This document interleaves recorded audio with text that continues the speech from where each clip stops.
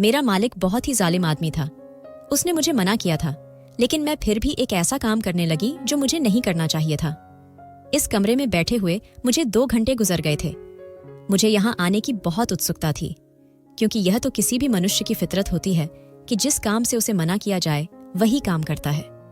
और मेरे मालिक ने मुझे कहा था कि तुमने इस कमरे में नहीं जाना, लेकिन अब मुझे समझ आने लगी कि उसने मुझे यहाँ आने से क्यों रोका था। क्योंकि थोड़ी देर के बाद हलचल की आवाज आई और मेरा मालिक कमरे में आया। फिर मैंने देखा कि उसने वहां पर एक नहीं बल्कि 3 मैं कभी कभी बड़ी खुश होती थी कि मैं इस शहर के एक अमीर आदमी के घर में नौकरानी का काम करती थी। नौकरानी का काम कोई बड़ा काम नहीं है, लेकिन यह बात भी अपनी जगह ठीक कही जाती है। इस मालिक को सिर्फ मुझ पर ही भरोसा था और इस घर में और कोई भी नौकर नहीं रखता था। यूं सारे घर के काम तो मुझे करने पड़ते, लेकिन मैं यहाँ पर मालकिन की तरह हुक्म चलाती और मुझे तनख्वाह भी बहुत ज्यादा मिलता था। उनका ज्यादा काम भी नहीं होता था। घर को कभी कभी साफ कर लेती, रोज कोई एक कमरा साफ करना होता या दूसरा। एक साथ सारे काम नहीं करती थी। घर जल्दी गंदा भी नहीं होता था, क्योंकि यहाँ कोई बच्चे भी नहीं थे, सिर्फ मालिक ही रहते थे।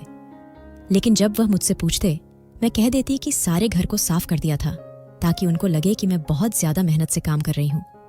वह भी मुझसे रोज की रिपोर्ट लेता था और रात को मुझे सुबह के काम बता देता था। पर कहते थे कि सारे घर को साफ करना, लेकिन ऊपर वाली मंजिल के पहले कमरे को साफ नहीं करना, बल्कि वहां पर जाना भी नहीं, उसका दरवाजा भी बंद रखना, और कोई अगर वहां जाने की कोशिश करे तो ऐसा न होने देना। मैं हैरान होती थी कि आखिर उस कमरे में ऐसा क्या है। जिस वक्त से मैं यहाँ काम कर रही थी, जब से मैं थी, वह कमरा बंद ही रहता था।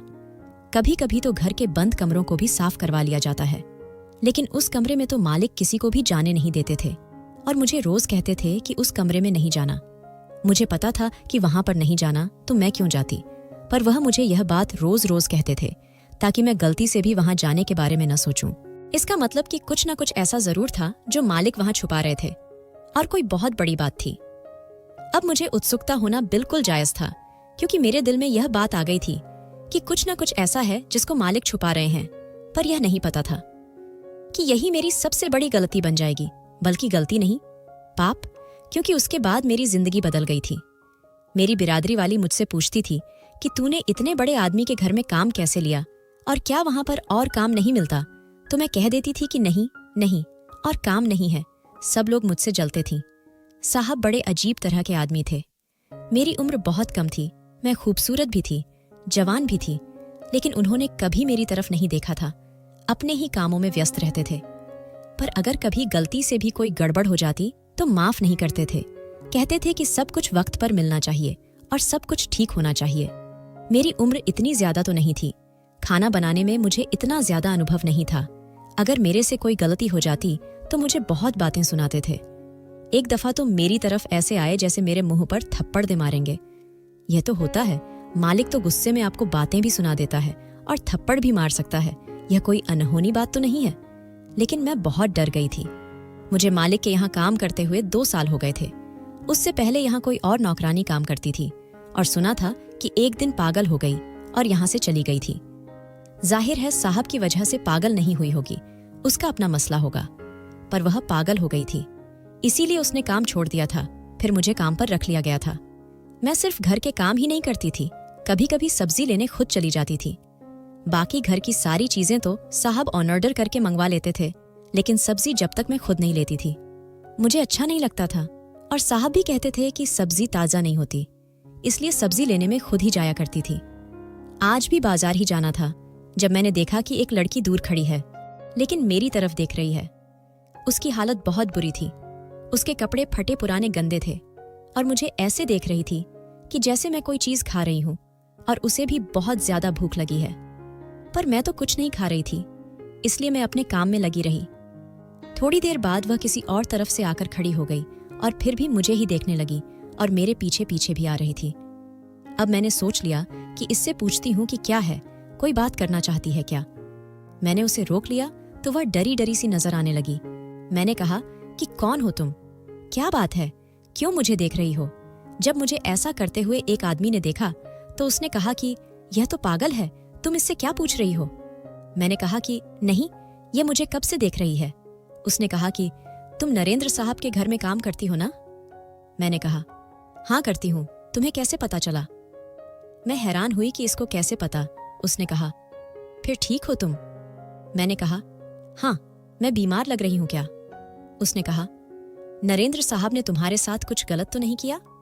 मैंने कहा, कैसी बातें कर रही हो, कुछ बुरा नहीं किया उसने मेरे साथ। और तुम क्यों ऐसी बातें फैला रही हो? क्या वह लोगों के साथ कुछ बुरा करते हैं जिनका नमक खाया है?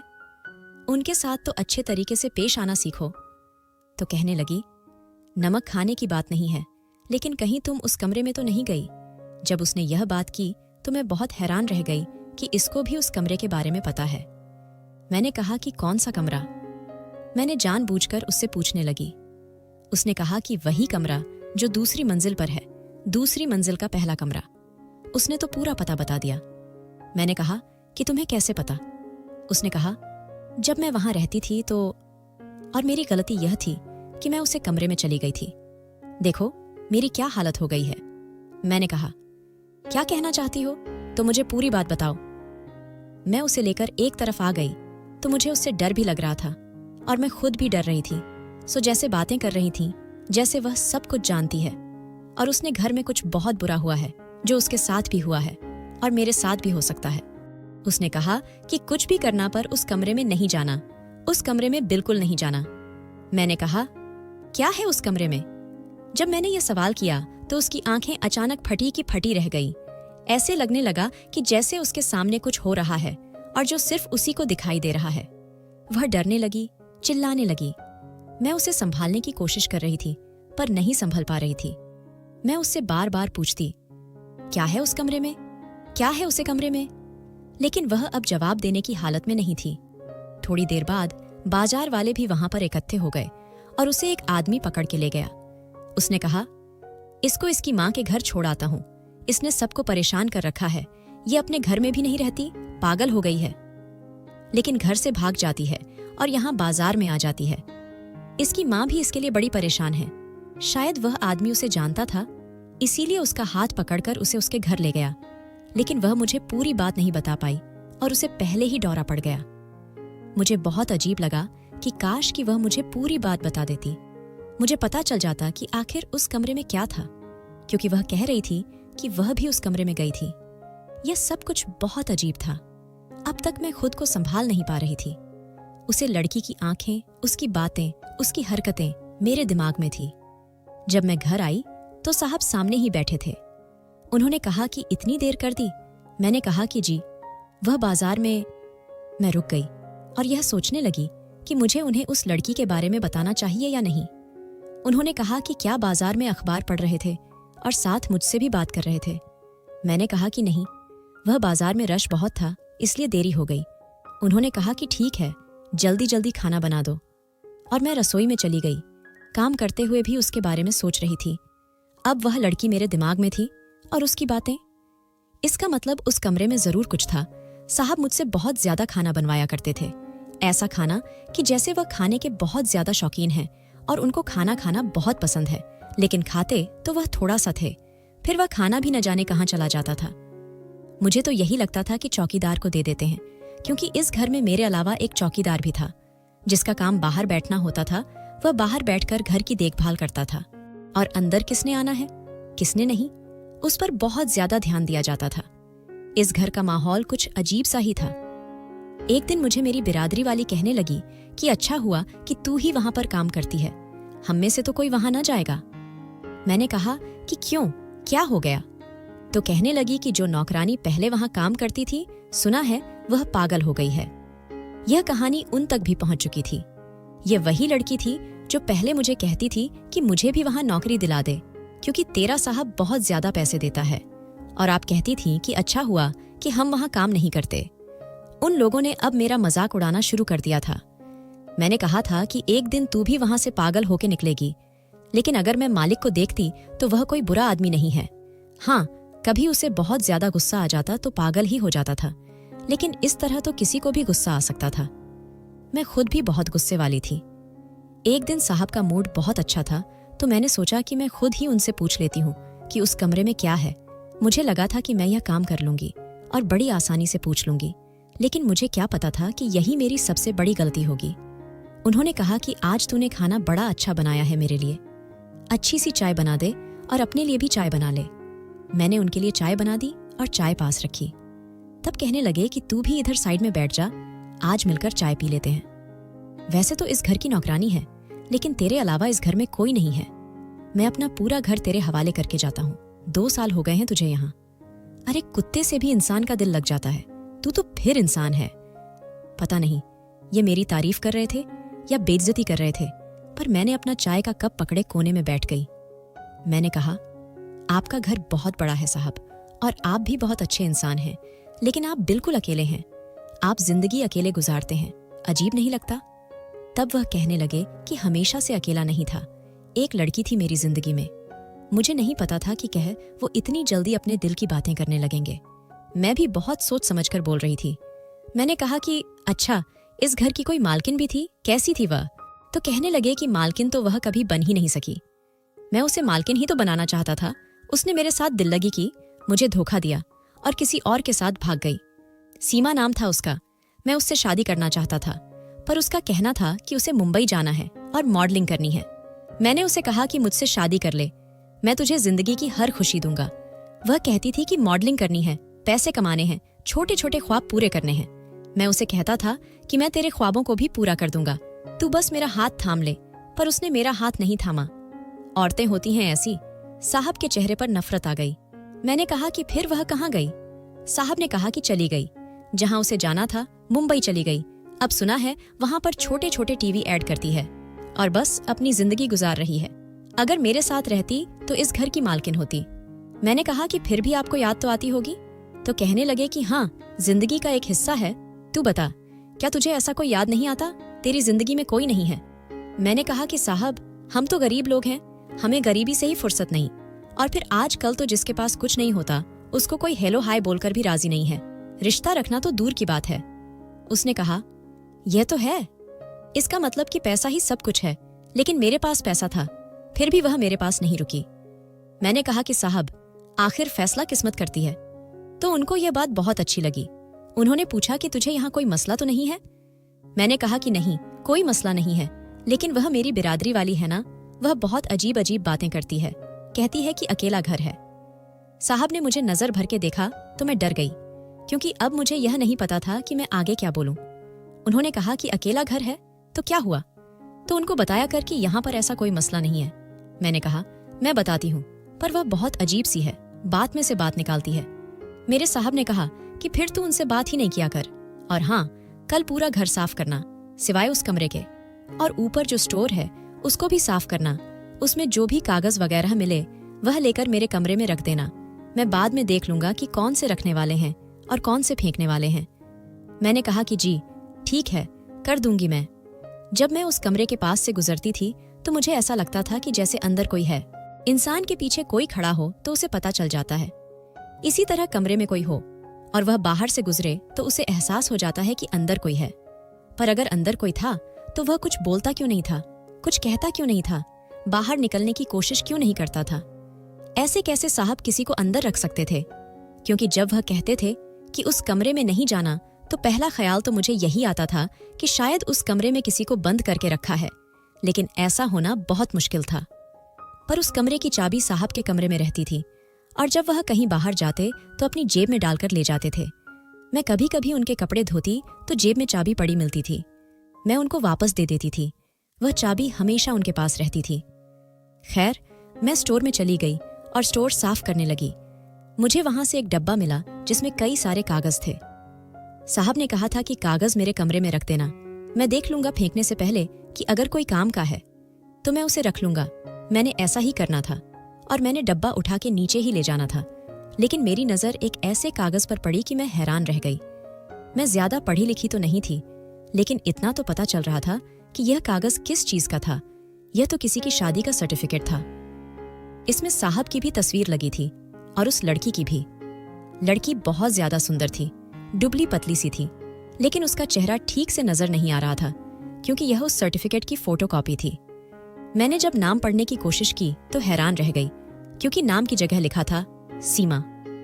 मेहता साहब तो कह रहे थे कि मैंने उस लड़की को कहा था कि मुझसे शादी कर ले, पर उसने मुझसे शादी नहीं की और वह चली गई, तो फिर यह शादी का सर्टिफिकेट कहाँ से आ गया?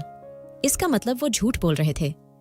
ये मेरी जिंदगी थी, कोई फिल्म या कोई नाटक नहीं था कि मैं इस धुन में लग जाती कि कौन है क्या है। मुझे खुद अपने बारे में भी तो देखना था, कहीं मेरे साथ ना कोई मसला बन जाता। इसलिए मैंने वह सर्टिफिकेट वहीं पर रख दिया। लेकिन थोड़ी देर के बाद मेरे हाथ ऐसी चीज लगी जिससे मैं हैरान रह गई। इस डिब्बे में एक तस्वीर थी जिसमें साहब और वह लड़की सीमा एक साथ बैठे थे और आगे एक छोटी सी लड़की भी बैठी थी, यानी कि साहब की बेटी। इसका मतलब ये था कि बात इतनी भी सीधी नहीं थी। यहाँ तो कोई बहुत बड़ी मुश्किल में था और उसके साथ कुछ बुरा होना था या फिर कुछ बुरा हो चुका था। अब मेरा ज़मीर मुझे इजाजत नहीं दे रहा था कि मैं यह सब कुछ यही छोड़ दूं। मैंने वह कागज तो वहीं रख दिए और साहब के कमरे में जब रखने गई तो वो अंदर ही बैठे थे। उन्होंने कहा कि वहां कोने में रख दो, और जब मैं जाने लगी तो मुझे रोक लिया। मैं डर गई क्योंकि अब मेरे दिल में भी चोट था। वो कहने लगे कि एक बात सुन। मैंने कहा कि जी। उन्होंने कहा कि क्या तुझे पढ़ना आता है? शायद वह समझ गए थे कि कहीं मैंने कागज देखना लिए हो। मैंने कहा कि नहीं साहब जी, हमें कहाँ पढ़ना आता है। अम्मा ने कभी स्कूल ही नहीं भेजा, बस अपना नाम लिखना आता है, वह भी ऐसे ही लिख देती हूँ, बस याद किया हुआ है और कुछ नहीं आता। इस बात पर वह थोड़ा सा हंस दिया और कहा कि चल ठीक है, जा यहाँ से। कुछ दिन तो यूं ही गुजर गए। उसके बाद एक दिन मैंने साहब को किसी से फोन पर बात करते हुए सुना। मुझे दूसरे आदमी की आवाज तो नहीं आ रही थी, इसलिए ठीक से बात समझ नहीं आ रही थी, लेकिन साहब कह रहे थे कि नहीं, मैं माफ करने वालों में से नहीं हूं। अगर किसी को पता चलता है तो चल जाए। किसको पता चलेगा? कोई भी तो नहीं है यहाँ। तुझे मेरे घर के नौकरों पर बहुत भरोसा है। मुझे लगता था कि उसी लड़की के बारे में बात हो रही थी। या तो वह लड़की जिंदा थी और या फिर साहब ने उसे कब से इस दुनिया से भेज दिया था और उस कमरे में उसी के हवाले से कोई सबूत छुपाया हुआ था। पर मुझे जानना बहुत जरूरी था। एक दिन सोचा कि कमरे की सफाई तो साहब करवाते नहीं हैं, लेकिन अगर किसी तरह कमरे के अंदर छुप जाऊं और जब साहब चले गए तो फिर देख लूंगी कि अंदर क्या हो रहा है, क्योंकि ऐसा नहीं कर सकती कि बस अंदर जाऊं और बाहर आ जाऊं। अगर ऊपर से साहब आ जाते तो बहुत बुरा होता। मुझे साहब के कपड़ों से हमेशा चाबी मिलती थी, लेकिन अब नहीं मिल रही थी। मैं हैरान हो रही थी कि अब जरूरत है और चाबी मिल नहीं रही है। पर फिर एक दिन मुझे चाबी मिल गई और मैंने उसे चाबी का निशान साबुन पर ले लिया। वह साबुन में चाबी बनाने वाले के पास ले गई और उसने मुझे डुप्लीकेट चाबी बनाकर दी। अब मेरे पास भी उस कमरे की चाबी थी। मैं पता नहीं क्यों यह सब कर रही थी। ऐसा लगता था कि जैसे नीति मुझसे यह सब करवा रही थी, क्योंकि जो भी था उसे कमरे में बहुत मुसीबत में था। शायद उसकी किस्मत थी कि मेरे दिमाग में यह सारी तरकीब और आइडिया आ रहे थे और मैं बिना सोचे समझे ही सब कुछ कर रही थी। इस काम में कितना खतरा था ये मैं भी जानती थी, लेकिन फिर भी मैं बिना सोचे समझे यह सब करती जा रही थी। इसका मतलब यह था कि यह सब कुछ मुझसे उस इंसान की किस्मत करवा रही थी। एक दिन मैंने साहब को देखा। वह बैठकर गीता को सुन रहे थे, जिसमें लिखा था कि किसी के साथ बुरा करोगे तो बुरा होगा। इंसान अपने कर्मों का फल इसी दुनिया में काट कर जाता है। मैं सोच रही थी कि ऐसे बैठ के गीता सुन रहे हैं जबकि खुद किसी के साथ इतना जुल्म कर रहे हैं। अब मुझे पता चल गया था कि घर से खाना कहाँ गायब हो जाता था। जब खाना गायब हो जाता तो मैं सोचती थी कि मैंने तो खाया नहीं। कहीं साहब मुझ पर ही ना इल्जाम लगा दे कि मैं ही खाना ले जाती हूँ, या फिर चौकीदार पर इल्जाम लगा दे। अब मैं यह समझ गई थी, वही लेकर जाता है। लेकिन अब मुझे पता चला कि खाना कहाँ जाता है। उसे कमरे की चाबी भी अपने पास इसलिए रखते थे क्योंकि यह बार बार उस कमरे में जाते थे। साहब जी तो ऐसा ही इंसान था। और फिर वह औरत जो यहाँ पर काम करती थी कैसे पागल हो गई थी। किस तरह से उसे डोरे पड़ रहे थे। मुझे भी समझाने की कोशिश कर रही थी बेचारी, लेकिन मैं समझ नहीं रही थी। मुझे उसी वक्त समझ जाना चाहिए था। मैंने सोचा कि मैं उस कमरे में जरूर जाऊंगी। एक दिन साहब ने कहा कि मैं आज देर से आऊंगा, तुम काम खत्म करके चले जाना। मैंने कहा कि ठीक है। यही दिन था जब मुझे यह सब कुछ करना था, क्योंकि आज साहब को देर से आना था। मैंने काम खत्म कर लिया और मैं घर से निकल गई। मैंने देखा कि चौकीदार सो रहा है। मैंने उसे जगाया और कहा कि सो रहा है काम पर, तो वह कहने लगा कि क्या करूं, नींद आ जाती है, वैसे भी इस घर में आता ही कौन है। मैंने कहा कि अगर काम नहीं है तेरा तो काम छोड़ दे। वह कहने लगा, तू क्यों गरीब के पेट पर लात मारने की बातें कर रही है। मैंने कहा, अच्छा मैं जा रही हूं, साहब देर से आएंगे, घर का ख्याल रखना।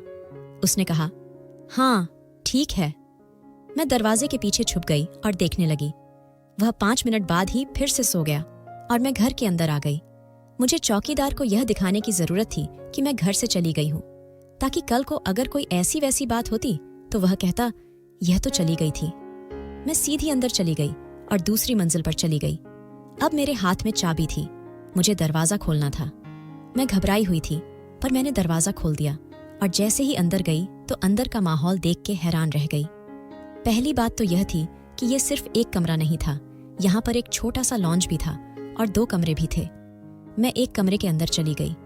इधर से बहुत बुरी बदबू आ रही थी। यहाँ की सफाई सालों से नहीं हुई थी और मैं सोच रही थी कि यहाँ कोई रहता था। मैंने कहा, सीमा, मैं तुम्हारी मदद करने के लिए हूँ, कहाँ हो तुम? पर थोड़ी देर के बाद वहां पर कुछ ऐसा हुआ कि मैं हैरान रह गई और रात को साहब वहां पर आए। अब साहब मेरी आंखों के सामने थे, मैं उन्हें देख सकती थी, पर साहब मुझे नहीं देख सकते थे। लेकिन मैं कुछ कर नहीं सकती थी क्योंकि मुझे रस्सियों के साथ बांधा गया था। साहब अंदर आए और कहने लगे, खाना खा लो सीमा। वह पागलों की तरह चिल्लाने लगी, नहीं खाना मुझे तुम्हारा खाना, चले जाओ यहां से।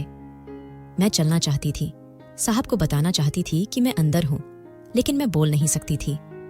साहब ने उसे खाना खिलाया और उससे बहुत प्यार से बात कर रहे थे, पर वह बाद में भी बुरी तरह से चिल्ला रही थी।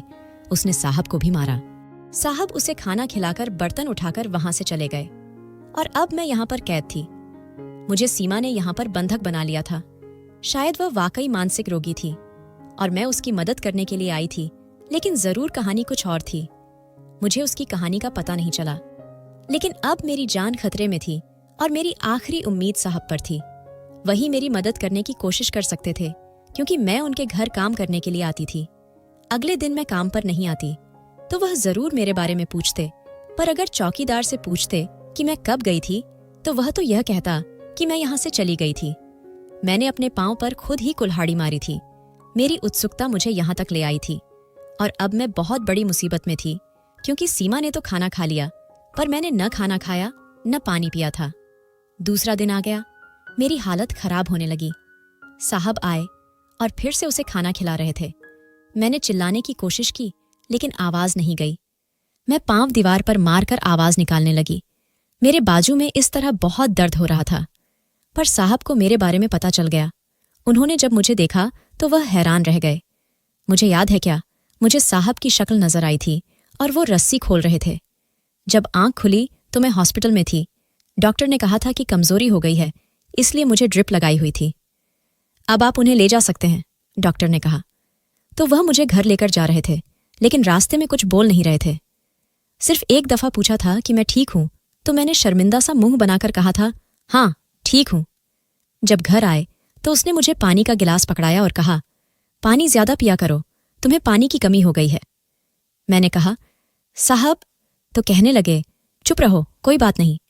मैंने कहा, नहीं, मुझसे बहुत बड़ी गलती हुई है। मुझे लोगों ने बहुत बातें सुनाई थीं। जो औरत पहले यहाँ काम करती थी वह भी मुझे मिली थी। मैंने साहब को सब कुछ बता दिया तो उन्होंने कहा, उसको मैंने सीमा के काम के लिए रखा था और सीमा ने उसे भी पागल कर दिया था। वह बार बार उसको मारती थी और अजीब हरकतें करती थी, इसीलिए शायद वो पागल हो गई थी। सीमा ने उसे धक्का भी दिया था, लेकिन वह बच गई थी। बस उसके बाद से ही इसकी हालत ऐसी हो गई तो उसे काम से निकालना पड़ा। मैंने कहा, कौन है यह सीमा? तो कहने लगे, वह मेरी पत्नी है। ये सुन के मैं हैरान रह गई। उन्होंने कहा, हाँ, हम दोनों की शादी हुई और हमारी एक बेटी भी थी, लेकिन सीमा को अचानक से दिमाग की बीमारी हो गई और वह हम सब के लिए खतरा बन गई। वह अपना ख्याल नहीं रख सकती थी, इसलिए मैंने उसका ख्याल रखने के लिए नौकरानी रखी थी।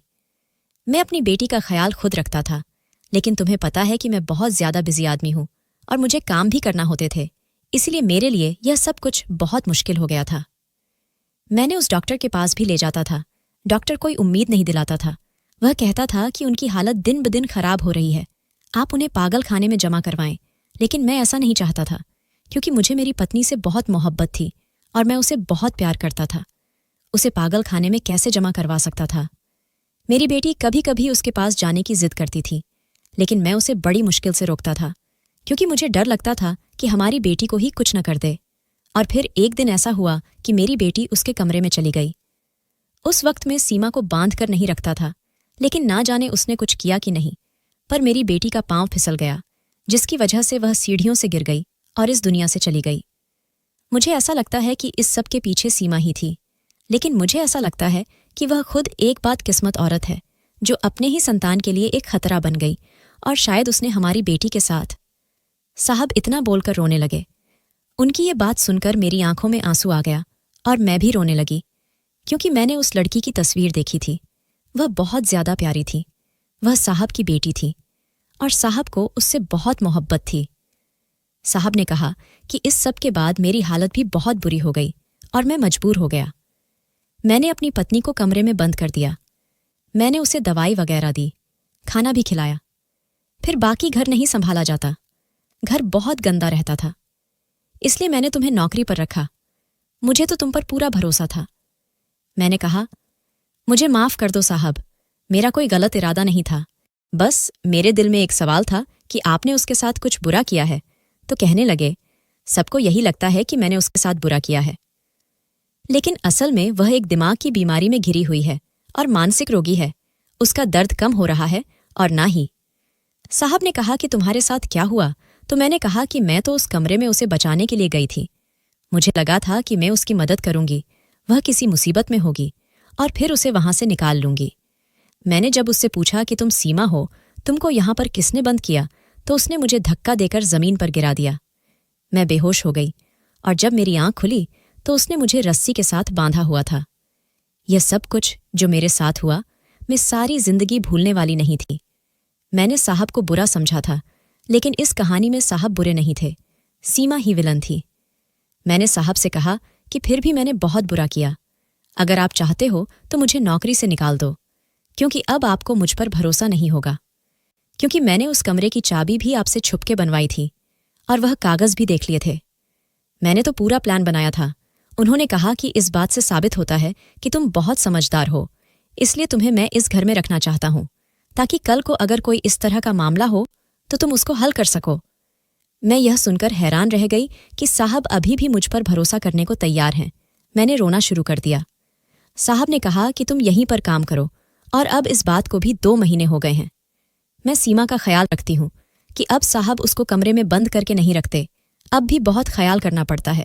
कभी कभी उसे डोरा पड़ जाता है, लेकिन अब उसे नीचे ही रखते हैं, सबके सामने, ताकि पता चलता रहे कि वह क्या करती है। जब उसे दवाई दी होती है तो वह शांत हो जाती है। हम लोग उसको खाना भी खिलाते हैं। साहब बहुत खुश रहते हैं। वह कहते हैं कि तुम्हारे किए गए काम की वजह से मैं तुम्हें बुरा नहीं समझता। तुम्हारी जगह कोई भी होता तो यही करता। इस बात का शुक्र है कि तुम पुलिस के पास नहीं चली गई। पुलिस आ भी जाती तो होता कुछ नहीं, लेकिन बात बाहर निकल जाती है। कभी कभी साहब को देखती हूं तो हैरान रह जाती हूं कि कैसे वह अपनी पत्नी के लिए इतना कुछ कर रहे हैं, जबकि उनकी पत्नी पागल हो चुकी है। वह कहते हैं कि मैं ऐसे पागल खाने में जमा नहीं कराऊंगा। दवाइयां कभी असर करती हैं, कभी नहीं करती। कभी ऐसा लगता है कि जैसे सब कुछ ठीक हो जाएगा। आप लोग बताएं कि क्या आप लोग भी यही समझते थे कि सारे काम में साहब की ही गलती है? क्योंकि देखने में ऐसा ही लगता था। लेकिन इंसान को अच्छी तरह से सोचकर देखना चाहिए, क्योंकि कभी कभी आंखों द्वारा देखा हुआ भी झूठा होता है। मेरी किस्मत अच्छी थी कि साहब ने मुझे बचा लिया, नहीं तो मैं कमरे में हमेशा के लिए ही खत्म हो जाती, क्योंकि दूसरे दिन मेरी हालत बहुत खराब थी। मैंने साहब के साथ काम करके और उनकी पत्नी की सेवा करके बहुत खुशी महसूस की। अब मेरे लिए यह सिर्फ काम नहीं है, बल्कि एक ऐसा काम है जो मैं दिल से करना चाहती हूं। दोस्तों, वीडियो कैसा लगा? कमेंट करके जरूर बताएं। वीडियो को लाइक और चैनल को सब्सक्राइब जरूर करें।